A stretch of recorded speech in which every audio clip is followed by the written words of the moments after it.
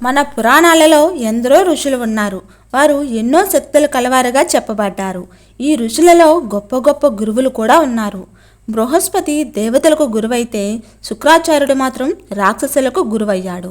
అసలు శుక్రాచార్యుడే దేవతలకు గురువు అవ్వాల్సింది, కానీ దేవతలు బృహస్పతిని ఎంచుకున్నారు. శుక్రాచార్యుడు ఎందుకు రాక్షసులకు గురువు అవ్వాల్సి వచ్చింది? శివభక్తుడైన శుక్రాచార్యుడు శివునికే ఆగ్రహం కలిగేలాగా ఏం చేశాడు? రాక్షసుల గురువైన శుక్రాచార్యుడు కౌరవ వంశానికి కారకుడు ఎలా అయ్యాడు? దేవతలు శుక్రాచార్యుడిని ఏ విధంగా మోసం చేశారు? ఇలాంటి సందేహాలకు సమాధానాలన్నీ ఈ వీడియోలో తెలుసుకుందాం. బ్రహ్మ యొక్క మానసపుత్రుడైన భృగు మహర్షి కుమారుడే ఈ శుక్రాచార్యుడు.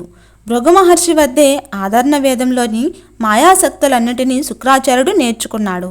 భృగు మహర్షి అత్యంత శక్తివంతుడు. అంతటి శక్తివంతుడు కుమారుడే ఈ శుక్రాచార్యుడు. వేద విద్యలు నేర్చుకోవటానికి శుక్రాచార్యుడు అంగీరస మహర్షి వద్దకు వెళ్తాడు. అంగీరస మహర్షి అంశతో జన్మించిన వాడే ఈ బృహస్పతి. బృహస్పతికి ఎక్కువ విద్యను అందిస్తున్నాడని తెలిసి కుమారుని పట్ల పక్షపాతం చూపిస్తున్నాడని శుక్రాచార్యుడు కోపంతో ఆశ్రమాన్ని వదిలి వచ్చేస్తాడు. అక్కడ నుండి వెళ్ళి పరమశివుడికే ఘోర తపస్సు చేస్తాడు శుక్రాచార్యుడు. దాంతో పరమశివుడు ప్రత్యక్షమై మృతి సంజీవిని విద్యను ప్రసాదిస్తాడు.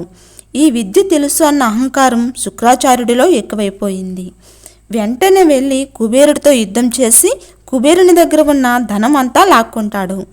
ఈ విషయం పరమశివునికి తెలిసి ఎంతో కోపోద్రిక్తుడవుతాడు. శుక్రాచార్యునికి ఇచ్చిన వరాన్ని దుర్వినియోగం చేస్తున్నాడన్న కోపంతో శుక్రాచార్యుడిని చంపడానికే బయలుదేరతాడు పరమశివుడు. శుక్రాచార్యుడిని కాపాడటానికి ఎవరూ ముందుకు రారు. ఎందుకంటే పరమశివుని ఆగ్రహాన్ని తట్టుకోవటం ఎవరికీ సాధ్యం కాదు కాబట్టి. దాంతో శుక్రాచార్యుడు నేరుగా వెళ్ళి పరమశివుడి కాళ్ళపై పడి వేడుకున్నాడు. అయినా సరే పరమశివుని కోపం చల్లారలేదు. ఆ కోపంతో శుక్రాచార్యుడిని మింగేశాడు పరమశివుడు. పరమశివుడు కడుపులో నుండి సూక్ష్మ రూపంలోనైనా బయటికి రావడానికి ప్రయత్నించాడు, కానీ చాలా కాలం కుదరలేదు. ఆ తర్వాత పరమశివుని వెనుక భాగం నుండి బయటకు వచ్చాడు శుక్రాచార్యుడు. అందుకే అతనికి శుక్ర అనే పేరు వచ్చింది. శుక్రాచార్యుని యొక్క అసలు పేరు ఉసనసుడు. అలా బయటకు వచ్చిన శుక్రాచార్యుని చంపాలని చూసినప్పుడు పరమశివుణ్ణి పార్వతీదేవి వదిలేయమని చెప్పడంతో పరమశివుడు శాంతించి శుక్రాచార్యుడికి ప్రాణభిక్ష పెట్టి వదిలేస్తాడు. ఆ తర్వాత కుబేరుడి దగ్గర లాక్కున్న సంపదనంతా కుబేరుడికి తిరిగి అప్పగించేస్తాడు శుక్రాచార్యుడు. రాక్షసులకు విద్య నేర్పుతూ దేవతల మీదకి యుద్ధానికి పంపిస్తూ ఉండేవాడు. అలా చనిపోయిన వారికి మృత సంజీవిని విద్యతో తిరిగి వారిని బ్రతికించేవాడు. దేవతలపైనే కాకుండా బృహస్పతి పైన కూడా అసూయ ద్వేషాలతో ఉండేవాడు శుక్రాచార్యుడు. హిరణ్యాక్షుడికి హిరణ్యకశిపుడికి కూడా శుక్రాచార్యుడే గురువు. వారికి మాయా విద్యలన్నీ నేర్పుతూ అత్యంత శక్తివంతులుగా తయారు చేశాడు. ఆ తర్వాత రాక్షసులను మరింత శక్తివంతులుగా తయారు చేయడం కోసం శుక్రాచార్యుడు పరమశివుడి కోసం చాలా కాలం తపస్సు చేస్తాడు. అదే సమయంలో శుక్రాచార్యుడు లేనందున చాలామంది దేవతలు యుద్ధాలు చేసి రాక్షసులను వధించసాగారు. పరమశివుడిని మెప్పించి అత్యంత శక్తివంతుడై తిరిగి వచ్చాడు శుక్రాచార్యుడు.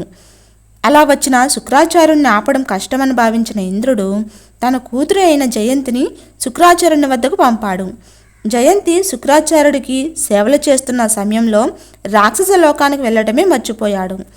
దేవతలు జయంతిని పంపడానికి కారణం కూడా అదే. రాక్షసులు మరింత బలహీనులవుతారు. దేవతలు రాక్షసులను ఒక్కొక్కరిగా అంతమొందించారు. ఆ తర్వాత చాలా కాలానికి విషయం తెలుసుకుంటాడు శుక్రాచార్యుడు ప్రియవతిని కుమార్తె అయిన ఉర్జస్వాతిని పరిణయమాడి 4 కుమారులు 1 కుమార్తెను సంతానంగా పొందుతాడు.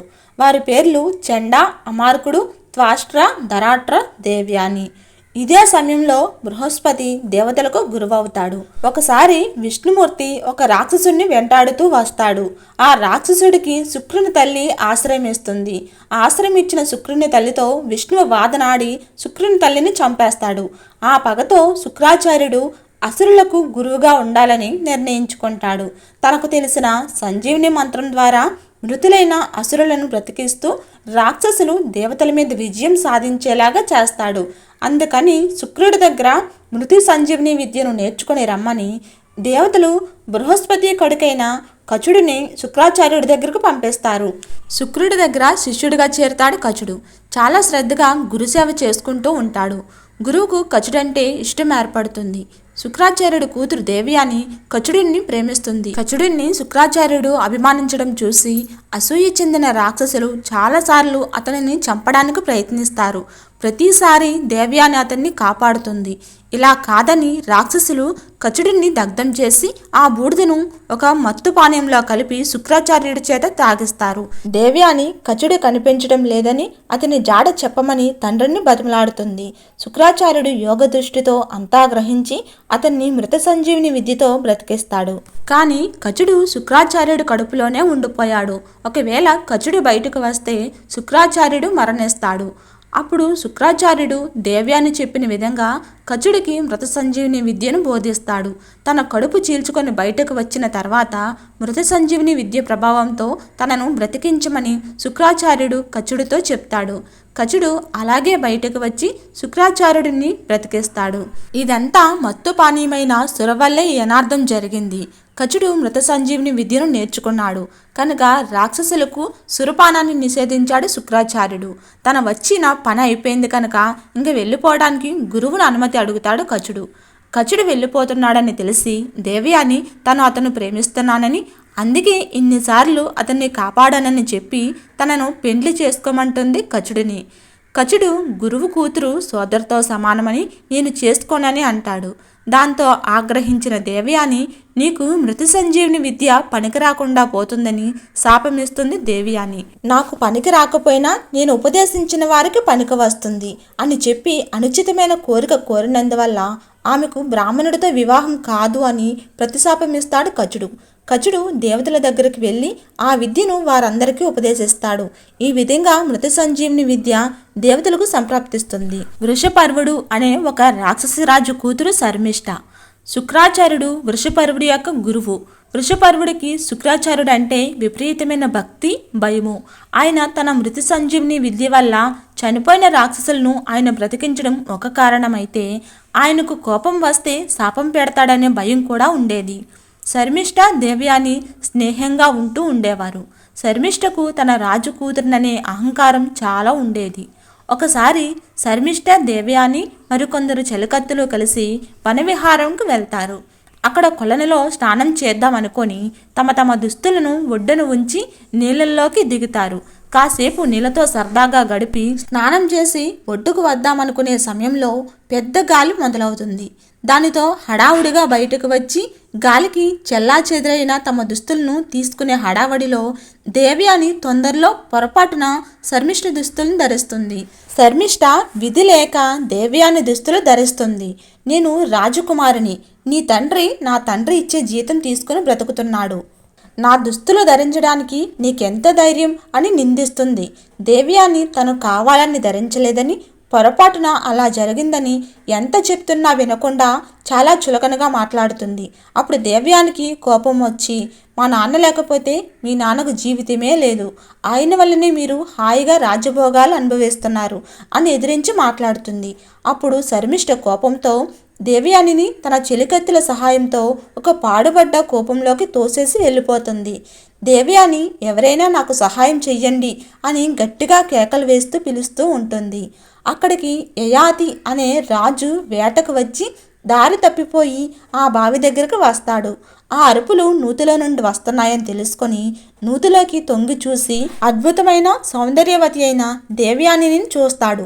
ఆమెకు తన కుడి చెయ్యి అందించి నూతిలో నుండి బయటకు లాగుతాడు. నా కుడి చేతిని పట్టుకొని పాణిగ్రహణం చేశావు కనుక నాకు నీతో వివాహం అయిపోయినట్టే, నన్ను యథావిధిగా పెళ్లి చేసుకోమని అడుగుతుంది.